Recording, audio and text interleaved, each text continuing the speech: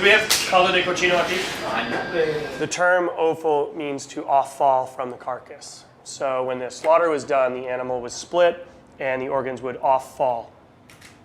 Okay? It's also known as the fifth quarter, which is a butcher's term for all the innards. And amazingly, as time has gone on, skin, feet, tail, and head have become part of that offal, which doesn't really make sense because none of them fall off unless you cut them off. How many people have direct correlation to their food anymore? You know, unfortunately, people look at meat as, we're gonna go to the grocery store today, honey, and we're gonna get some lamb. What color styrofoam package does that come in, dear? I think that's red. They've lost their concept of farm. They've lost their concept of animal. You revert back, go back in time, and you think like, okay, World War II, nobody had money, everybody had rationing stamps, right? So you weren't allowed sugar, you weren't allowed pantyhose, you weren't allowed meat, but in small increments. So your rationing stamps went further when you bought offal cuts. There's been a resurgence in whole animal ethic, which is if you're willing to kill it, you should shut the fuck up and be willing to eat all of it. You look at an animal, and I use a cow because that's the easiest for most people to understand. You start at one end, and you start with T-bones, and you start with tenderloins, and then you switch over to a rump roast or a crown rack. You know, you go through all these different cuts, whether it be braised, grilled, roasted, or seared.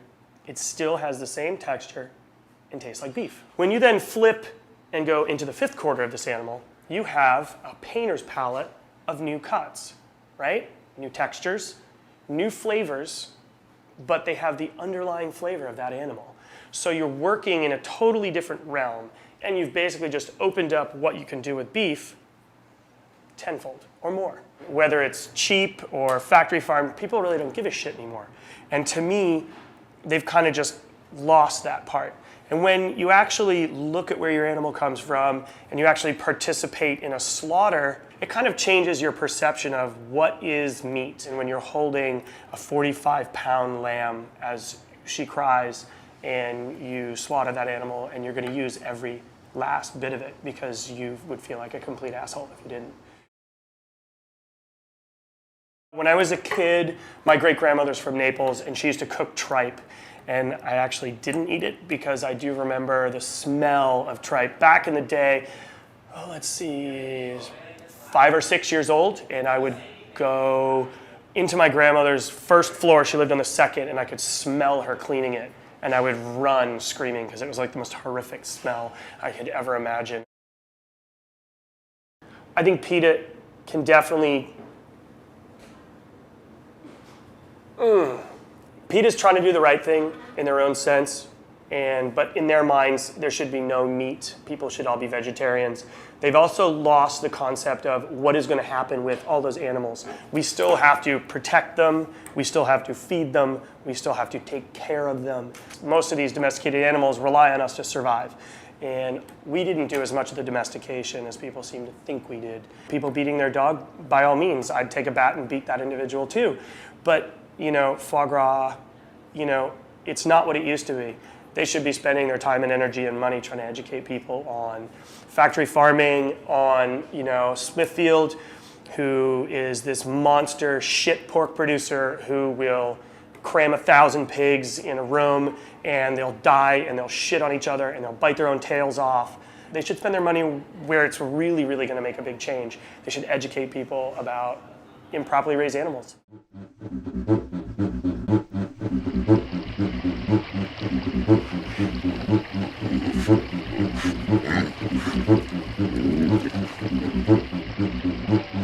So your first course is all beef, so it's tendon and sweetbreads. So the sweetbreads are crispy and the tendons are kind of cold.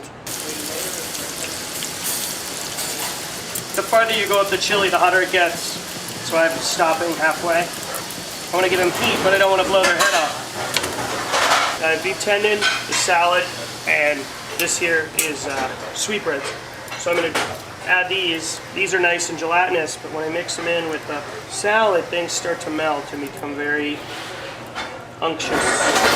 We have a nice, simple aesthetic with this, and it's ready to go. Then you have lamb heart tartare with mint. Yo necesito un botella con coratina from afuera, por favor.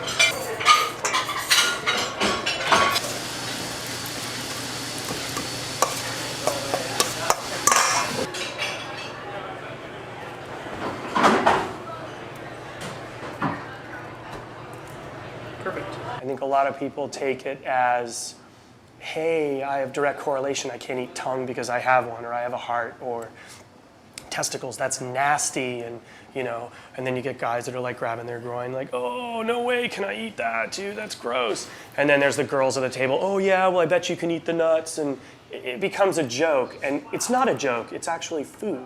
Finenziera is a traditional Piemontese stew.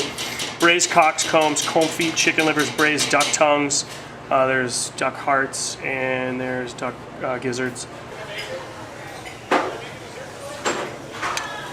So this is actually a Piemontese stew. The translation for Finenziera means financing.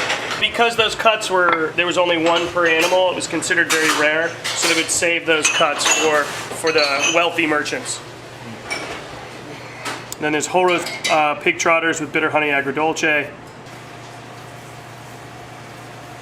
Honey and honey vinegar. It's a bitter winter honey, it's very tart. Pig's feet. These are the feet.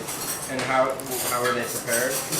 Well, they were braised. They were braised and now they've been wrapped in what's called caul fat. You see? All it is pig's meat. That's foot meat. That's it. There's nothing else in there. Make sure there's no bones. That would suck, huh?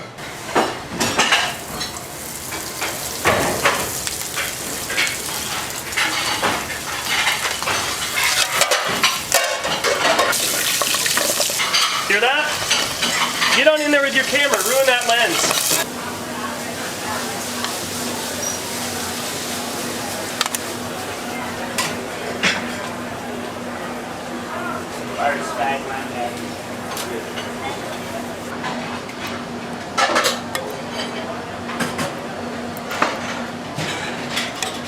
And then chocolate blood panna cotta with blood oranges.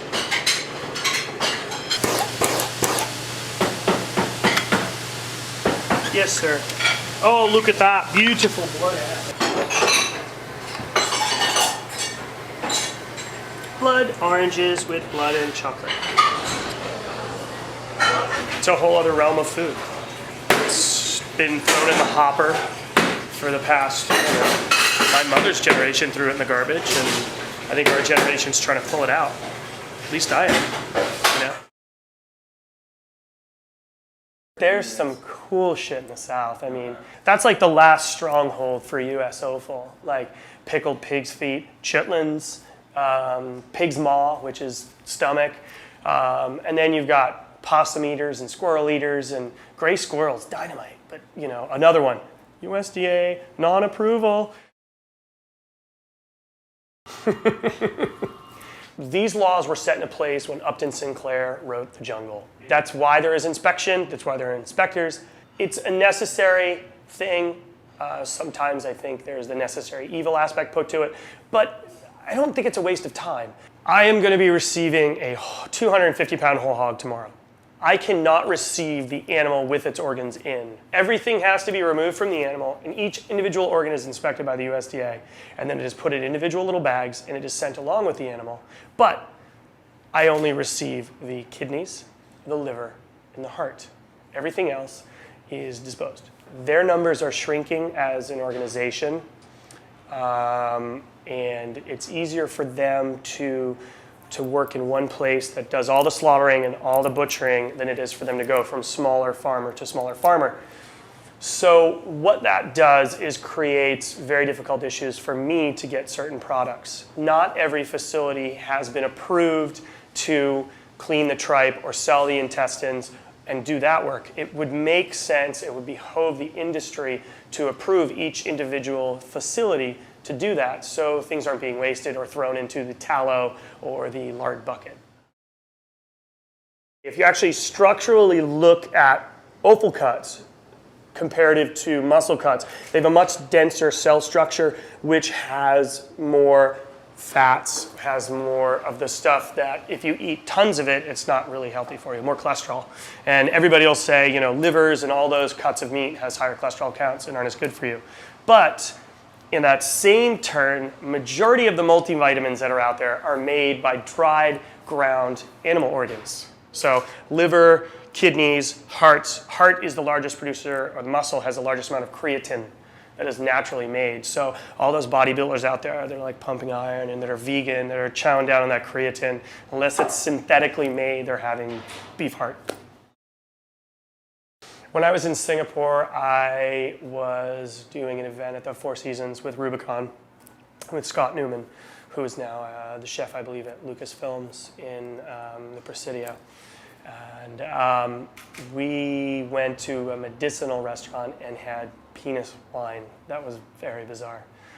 It was like the goodbye drink. Here you go. Here's your aperitif, your digestif. Have some penis wine.